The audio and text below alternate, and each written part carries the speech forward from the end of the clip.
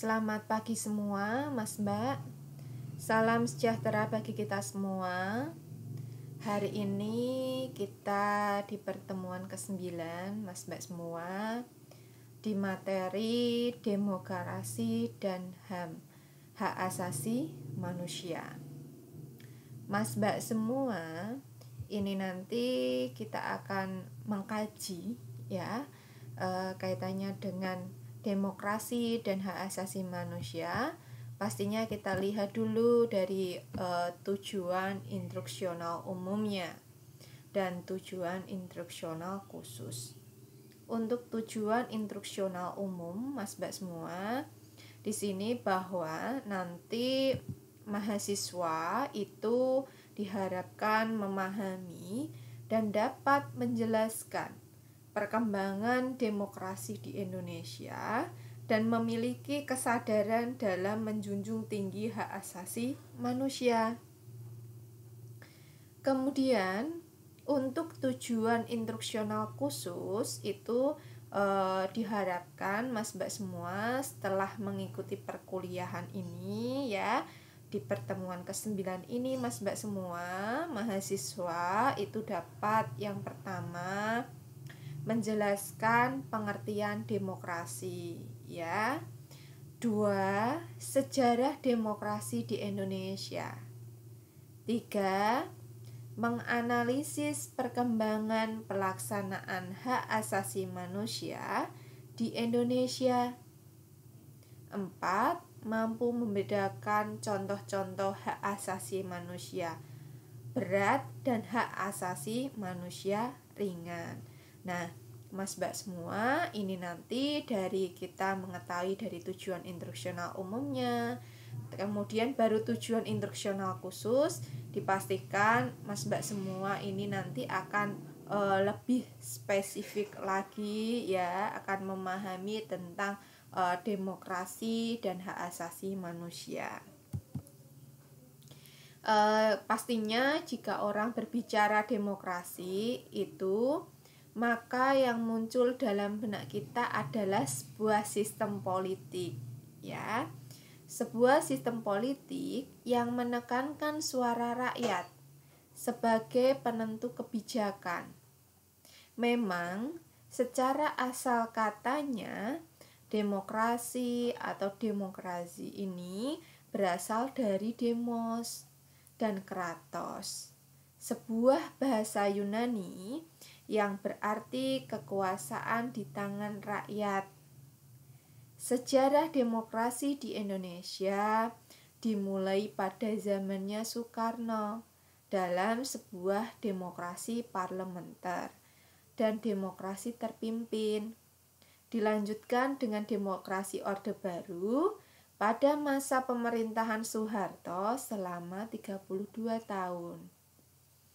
Dengan adanya reformasi, demokrasi berubah menjadi demokrasi Pancasila ya. Kemudian Mas Mbak semua, untuk pengertian demokrasi, kita lihat bahwa demokrasi itu secara etimologis berasal dari bahasa Yunani, yaitu demos, yang berarti rakyat atau masyarakat, dan kratos, kretein berarti kekuasaan. Pastinya Mas Mbak semua di sini mengetahui bahwa demos itu berarti rakyat atau masyarakat, itu kaitannya masyarakat luas ya, rakyat ya rakyat yang sangat luas. Kemudian kratos itu berarti kekuasaan, bahwa pastinya di dalam kekuasaan itu punya power seperti itu ya. Bahwa konsep dasar demokrasi itu artinya berarti rakyat itu berkuasa.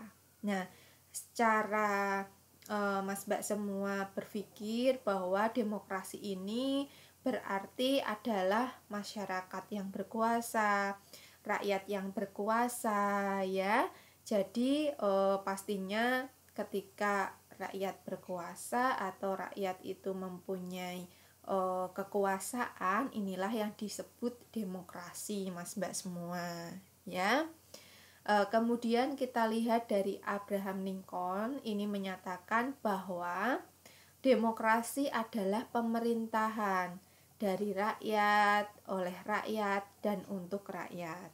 Ya, Anda lihat bahwa Mas Mbak semua di dalam demokrasi ini menurut Lincoln itu adalah tadi dari rakyat, nanti pun oleh rakyat dan untuk rakyat. Dari kita akan kembali pun kepada kita jadi masyarakat seperti itu ya. Kemudian menurut Abraham Lincoln ini demokrasi juga berasal dari bahasa Yunani yaitu demos yang berarti rakyat ya. Kemudian untuk kita lihat bahwa kratos itu berarti pemerintahan.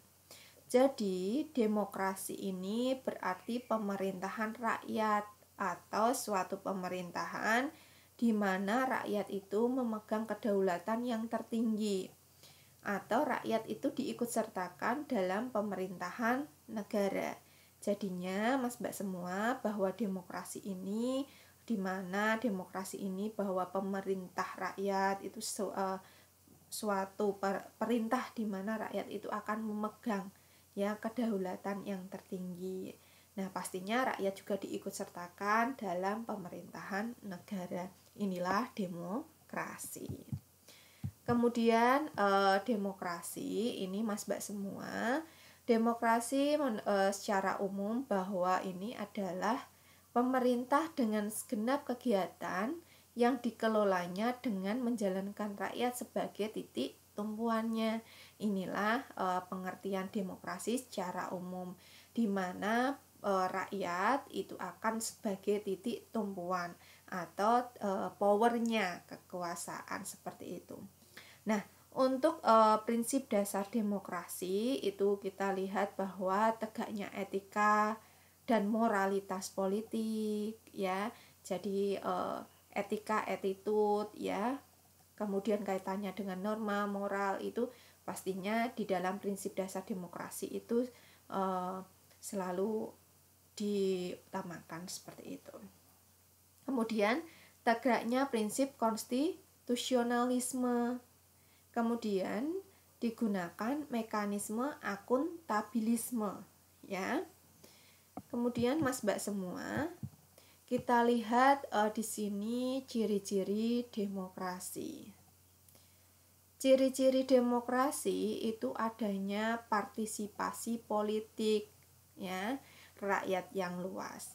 Jadi Anda bisa mengetahui bahwa ciri-ciri demokrasi ini pastinya adanya partisipasi politik yang sangat luas.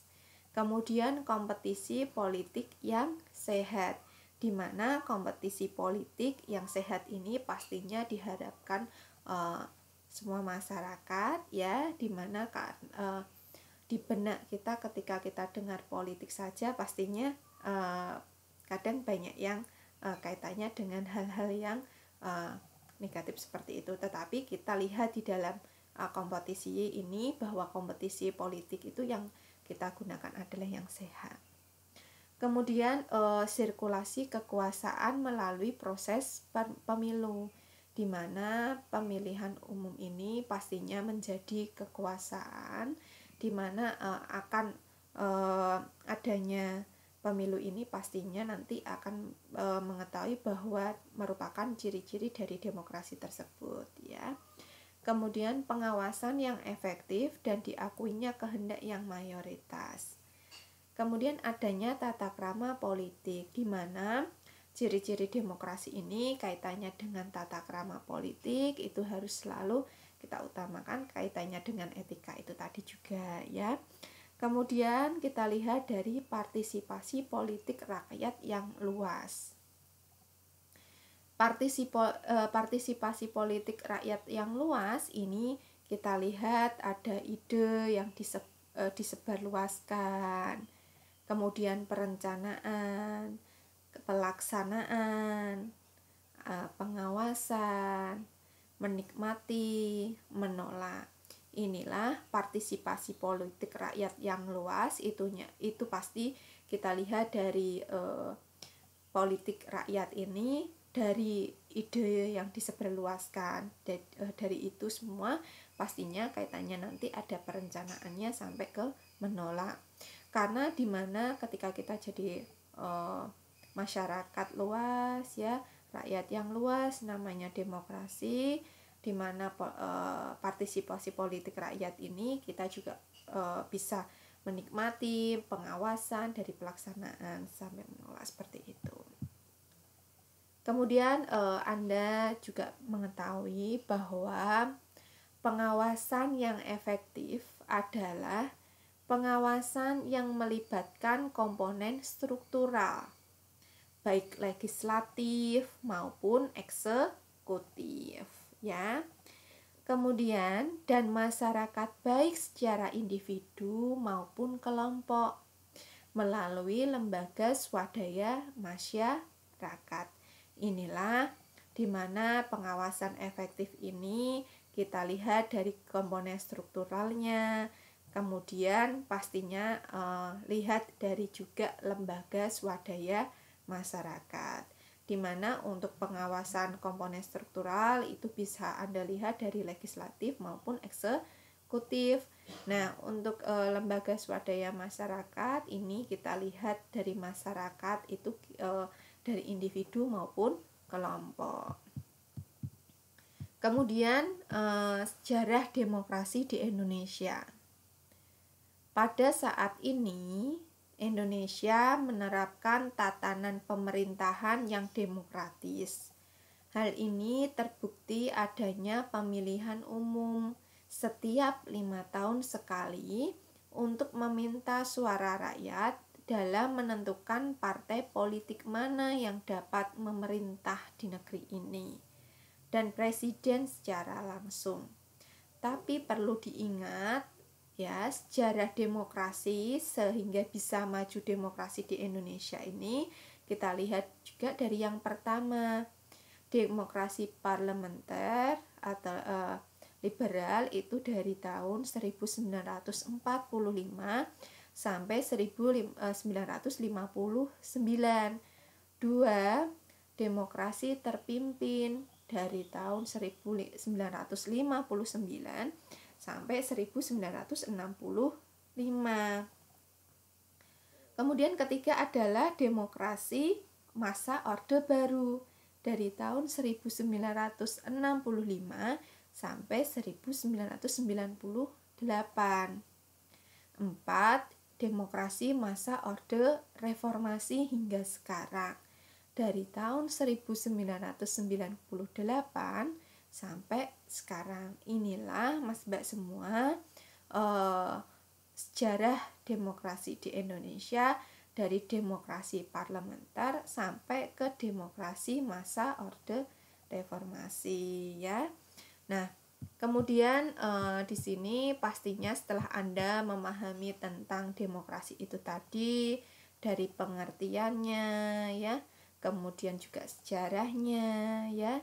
Nah, pastinya setelah Anda memahami demokrasi, ini nanti kita akan membahas tentang hak asasi manusia ya.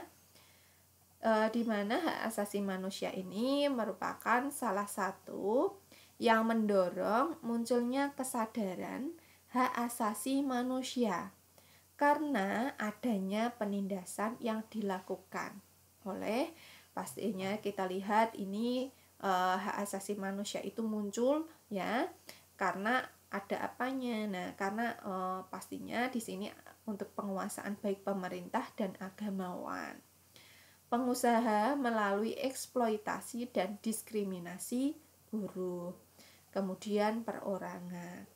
Nah, inilah hak asasi manusia itu muncul karena nanti pastinya agar terlindungi bahwa di mana hak asasi kita itu harus benar-benar dijunjung tinggi seperti itu. Kemudian gagasan hak asasi manusia, Franklin Delano ini mengelompokkan hak asasi manusia itu menjadi 4, yaitu yang pertama adalah kebebasan untuk berbicara dan menyampaikan pendapat.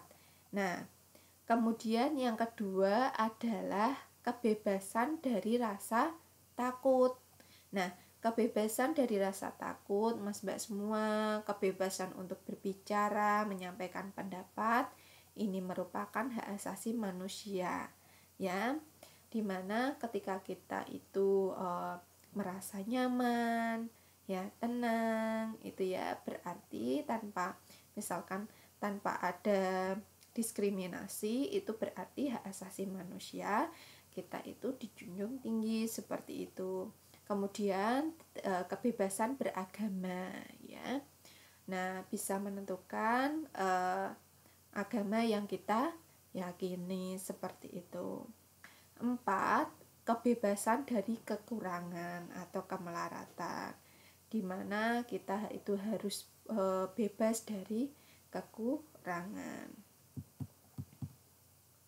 Kemudian pengertian hak asasi manusia. Hak asasi manusia adalah hak dan kebebasan dasar manusia yang secara alamiah melekat pada diri manusia, dan tanpa itu manusia tidak dapat hidup secara wajar sebagai manusia, ya. Bahwa hak asasi manusia, Mas Mbak semua, ini menurut Amer, ya, bahwa hak asasi manusia itu merupakan hak dan kebebasan, karena pastinya itu merupakan dasar manusia yang secara alamiah yang melekat pada diri kita. Kemudian hak asasi manusia ini menurut Undang-Undang Nomor 39 tahun 1999, bahwa hak asasi manusia itu merupakan hak asasi manusia adalah seperangkat hak yang melekat pada hakikat dan keberadaan manusia sebagai makhluk Tuhan yang Maha Esa, dan merupakan anugerah yang wajib dihormati, dijunjung tinggi, dan dilindungi oleh negara, hukum, pemerintah, dan setiap orang demi kehormatan serta perlindungan harkat dan martabat manusia, ya. Mas Mbak semua, perlu Anda ingat bahwa hak asasi manusia ini itu wajib dijunjung tinggi, wajib dihormati. Kemudian untuk peraturan perundangan hak asasi manusia di Indonesia. Undang-Undang Dasar 1945 dan amandemennya bab 10 A pasal 29 A sampai J, Kepres nomor 50 tahun 1993, Komnas HAM, ya. Undang-Undang nomor 5 tahun 1998 tentang pengesahan konvensi tentang penyiksaan dan perlakuan tidak manusiawi atau merendahkan martabat manusia. Kemudian Undang-Undang Nomor 39 tahun 1999 tentang hak asasi manusia. Undang-Undang Nomor 26 tahun 2000 tentang pengadilan hak asasi manusia. Kemudian Mas Mbak semua, setelah Anda mengetahui ini bahwa perkembangan PKN itu sejak pemerintahan Orde Lama, Orde Baru, dan reformasi ini pada dasar hukum PKN, serta peran PKN itu dalam menghadapi tantangan masa depan, bahwa bangsa Indonesia di era globalisasi. Saat ini Indonesia sistem pemerintahannya itu adalah demokrasi. Sistem demokrasi yang dianut oleh bangsa Indonesia, bahwa kekuasaan tertinggi itu di tangan rakyatnya. Demokrasi di Indonesia ditandai dengan adanya pemilu. Pemilu di Indonesia dimulai pada tahun 1955, 1971, 1977, 1982, 1987, 1997, 1997, ya, 1999, kemudian 2004, 2009, 2014, 15 gitu ya. Oke, Mas Mbak semua, pastinya di sini kita memahami dari 2009 ke 2014, kemarin 2019 ini merupakan pemilu di Indonesia yang pastinya ya di situ akan membawa sekali bahwa demokrasi di Indonesia itu ya bahwa powernya itu adalah di rakyat. Nah, selain itu sistem demokrasi di Indonesia juga ditandai dengan perlindungan hak asasi manusia.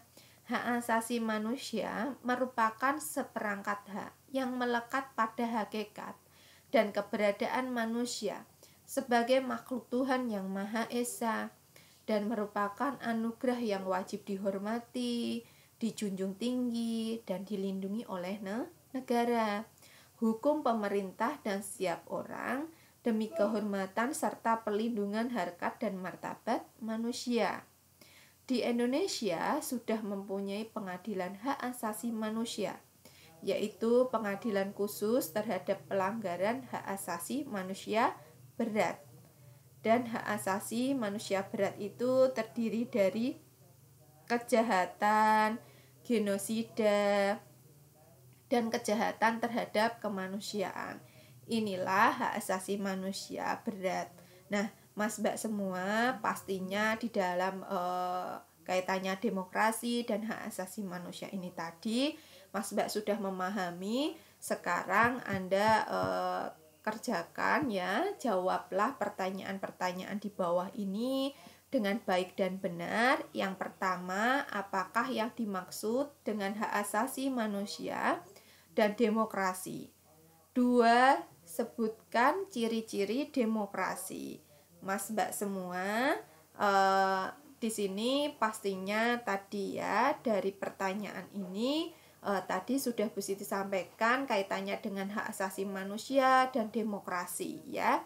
Oke, Mas Mbak semua, terima kasih atas perhatiannya. Semoga materi yang Bu Siti sampaikan ini tadi ya membawa Anda juga memahami dari demokrasi dan hak asasi manusia. Oke, Mas Mbak semua, terima kasih atas perhatiannya. Selamat pagi. Wassalamualaikum warahmatullahi wabarakatuh.